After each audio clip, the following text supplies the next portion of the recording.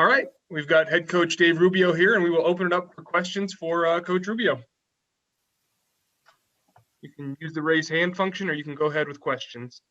Go ahead, Ryan. What was your takeaway from the trip to Oregon?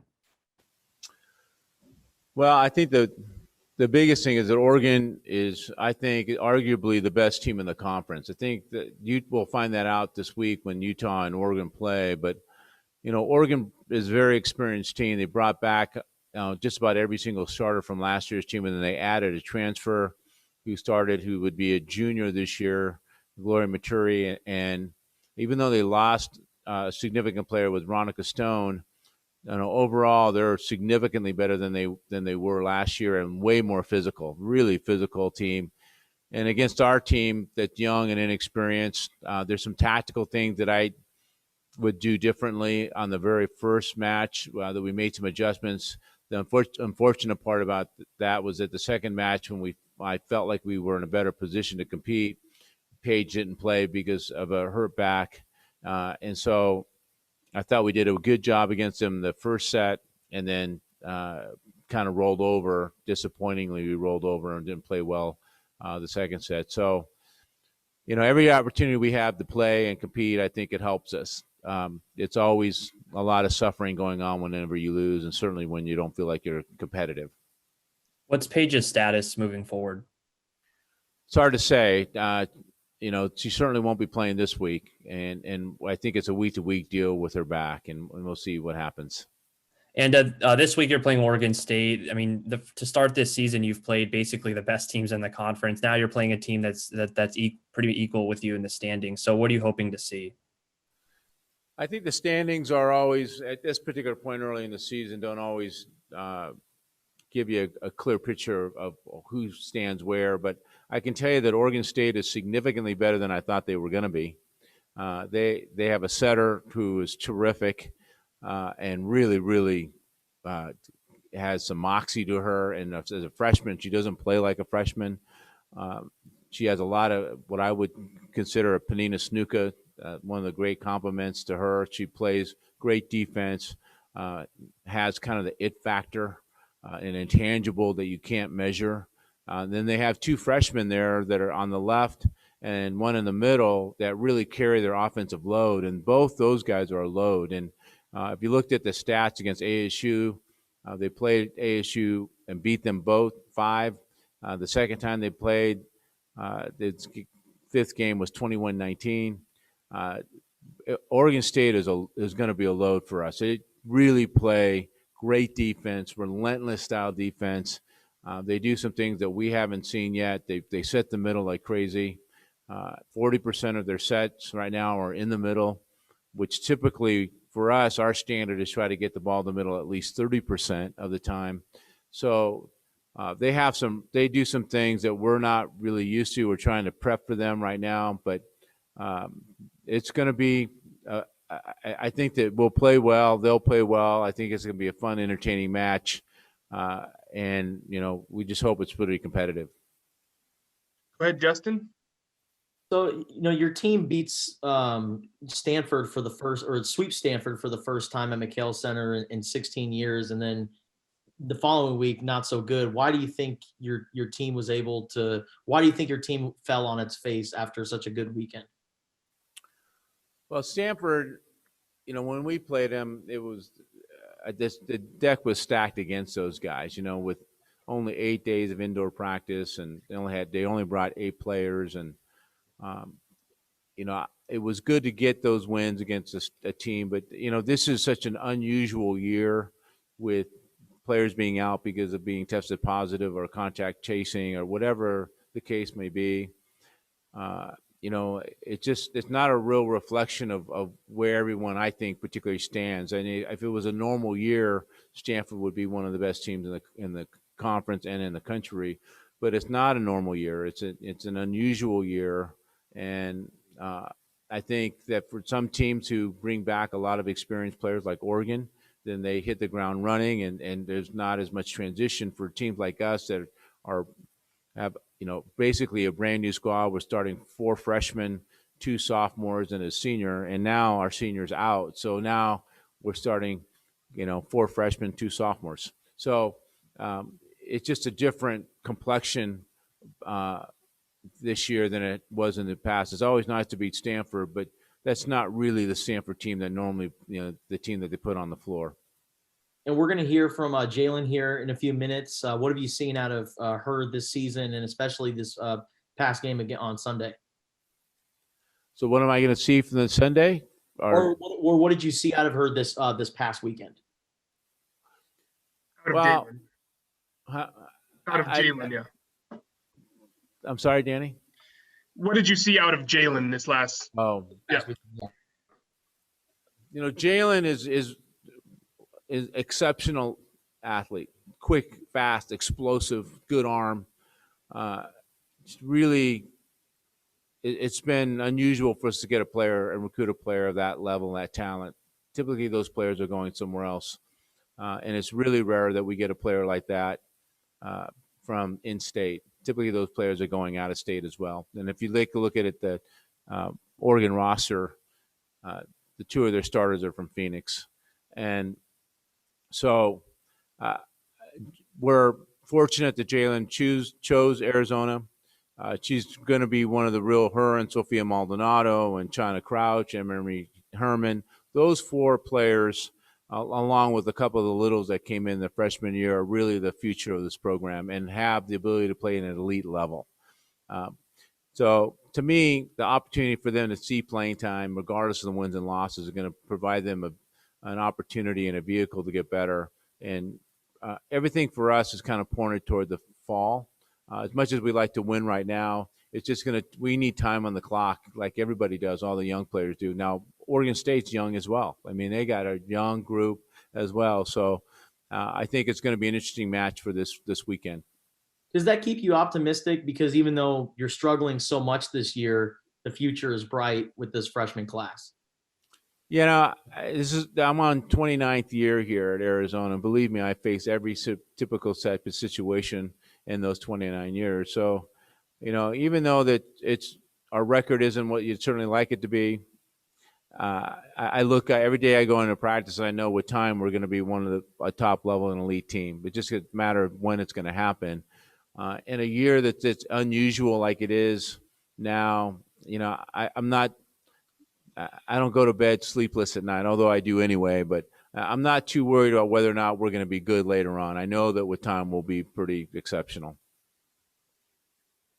Kim, you're next. Let's go back to the Paige and your freshman. Who's got to step up with Paige out, especially in a leadership on the court in that kind of role?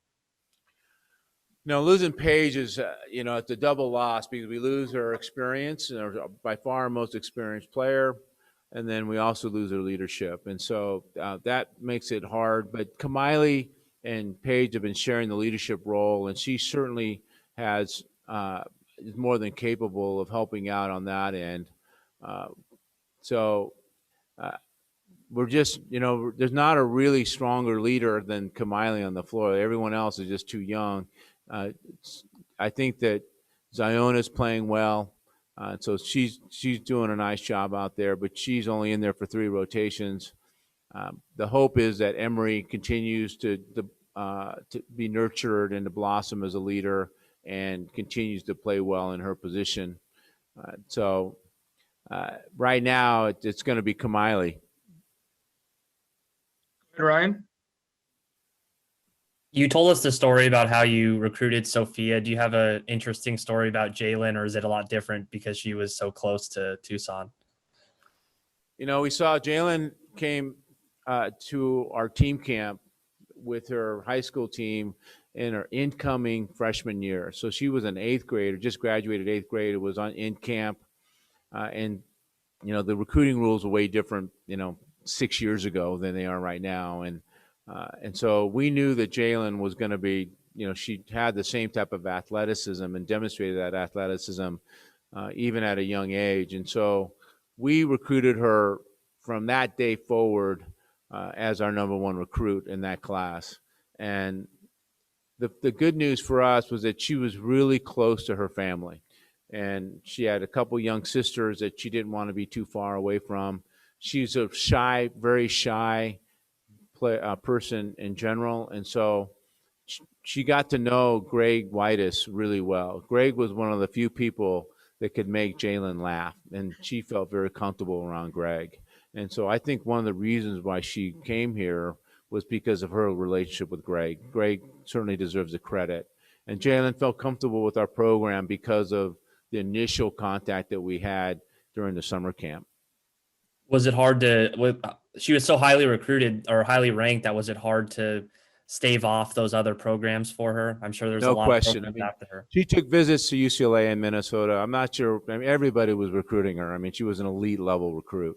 So we're excited about her being here. We know that her and Sophia, like that group is really, we're excited about that group. And she certainly demonstrates that. And she had a terrific match against Oregon the second game. And what do you see as Jalen's potential? Like, 3 years from now, how do you see her career unfolding? Well, I think as she continues to progress the way she is, I think she'll be one of the top outside hitters in the conference. She certainly has the ability to be a potential, she can take it as far as she wants to take it. She wants to go international, be a pro. She wants to be on the national team and compete in the national team. All those things are in front of her. It's just a matter of whether or not that's something that she wants to pursue. Ryan, you're next. Yeah, how's it going, Coach? Are there any positives that you can take, if any, away from those your last matchups against Stanford? Perhaps implement them into your next matchups against Oregon State. I hardly understood one word. It's a little fuzzy. Danny, I'm sorry, Brian, on that. Can you no, you're fine. take any positives from the Stanford weekend and implement them into the game plan for this upcoming weekend against Oregon State? The thing that we haven't been able to do that we started to do this week was we haven't been able to do much skill training and position training. And what we've done, because we're so young that the players, just from a systematic standpoint, need to know where to stand and where to go to when the game is in rally or in motion. And it's been a tough, because everyone's coming from a different system, and so they're accustomed to moving and different responsibilities. So a lot of our training has been just a systematic training.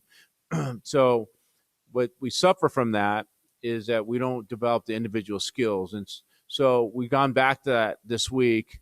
And so after the Stanford game, it was like Oregon presented such different, as Oregon State does, a different system that we're used to seeing. And so our prep time the last couple of days, and certainly last week, was just trying to prepare ourselves for what we were going to see against Oregon. So we didn't get a lot of chance to spend working on position training.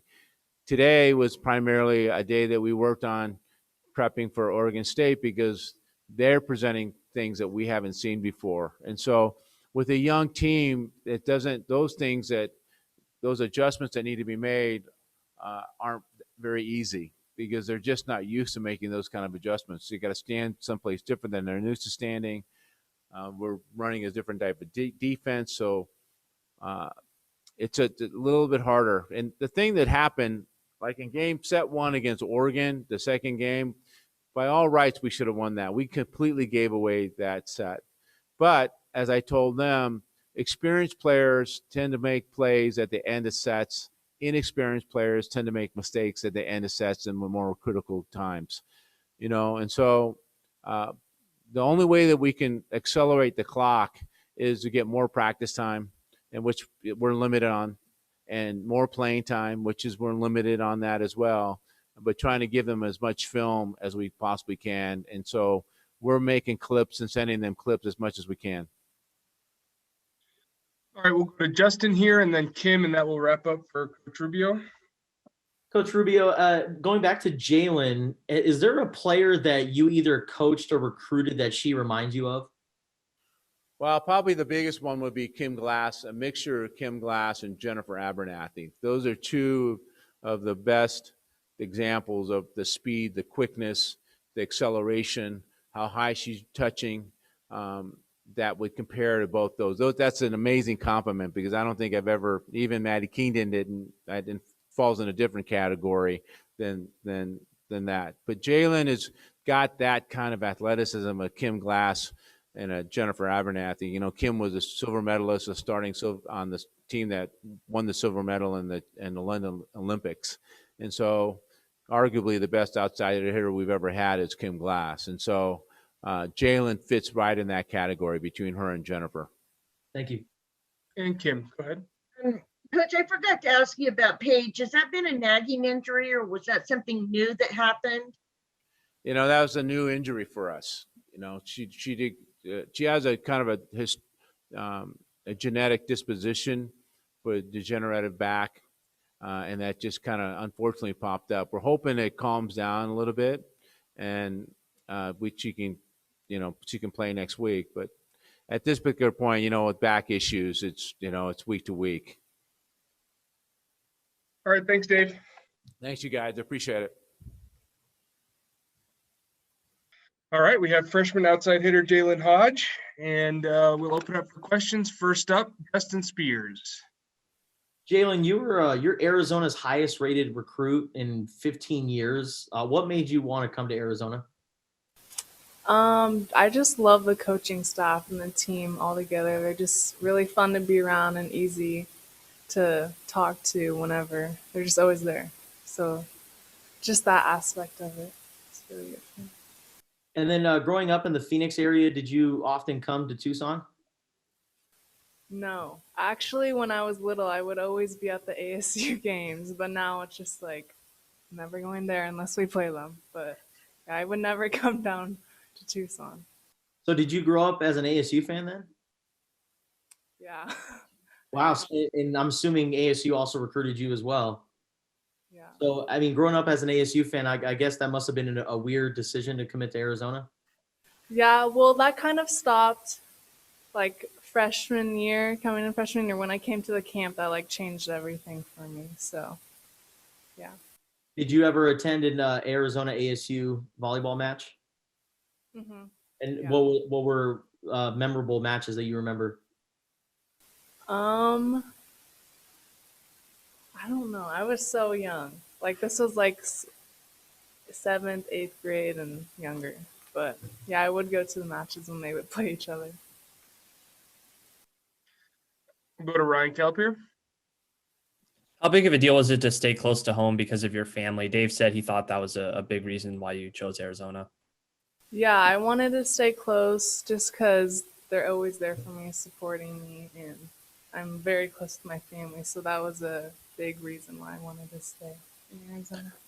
What's been the biggest challenge, I guess, of coming in as a freshman and having a pretty big role right off the bat?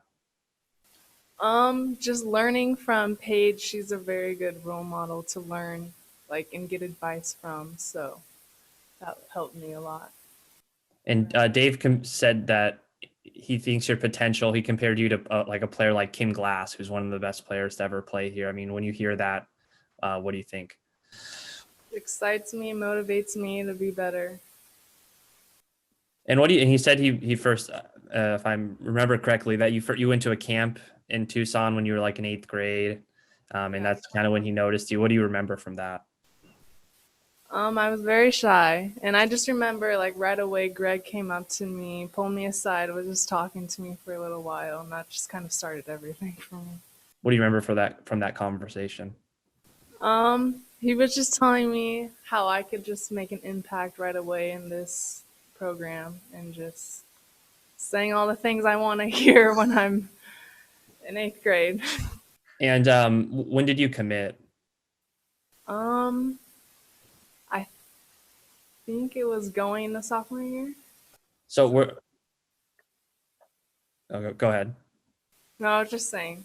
And so after you committed, I mean, you were obviously a really highly rated recruit. Were there other schools that jumped in and tried to sway you away from Arizona? And do you remember which schools they were? Not really. After that, I kind of stopped talking to a lot of schools and then like really tried more. So it just kind of stopped after I committed and officially announced it. All right, Kim? I know you were close to Greg. How difficult was that for you when he left? Yeah, it was really hard. I was actually like crying. I was very sad, but I also am surrounded by other good coaches like Dave and Rita, and getting to know Matt. I really like Matt too now. So, And Matt's your position coach, right? yeah. How's that going? He's new, you're new. How's that? Yeah, good. At first, it was just like a little weird, just like getting to know each other. But now we're close and we can talk about anything, make jokes. It's good. What's been the biggest change for you coming from high school into this level of college ball? Just, I think at least front row, just knowing when to hit shots, where to go, like where to hit it, high hands, and just faster transition and offense. And learning our system is been probably the hardest thing. Justin, you're next. Who are you closest with on the team? I would probably say Emery and China just because I live with them and I've known them the longest since I've committed because we've been to multiple camps together, so I'd say them. Okay. I mean, was that a part of the conversations before all of you went to Arizona, was possibly playing together at one school? Yeah, like at camps we would talk about it, like all of us coming here and stuff. So yeah, we would be talking about that for years. So what do you think about just the future of the program because of the freshman class and, so many young players, even though this season isn't going as I'm sure a lot of you want it to go, but I guess it gives you a bit of optimism for the future. Yeah, I think once we just gain more experience and time, then we're going to be really good as a team growing with each other and being there. And even though there aren't any fans in attendance, what's it like playing at McHale Center and getting a feel for the college environment? It's definitely different with like a speaker full of cheers, but we just have to create our own energy, and it's been good so far. You can still like feel the atmosphere. It's just not the same, obviously. Thank you. Any other questions for Jalyn? Okay, thanks, Jalyn. Thanks, guys. Thank you.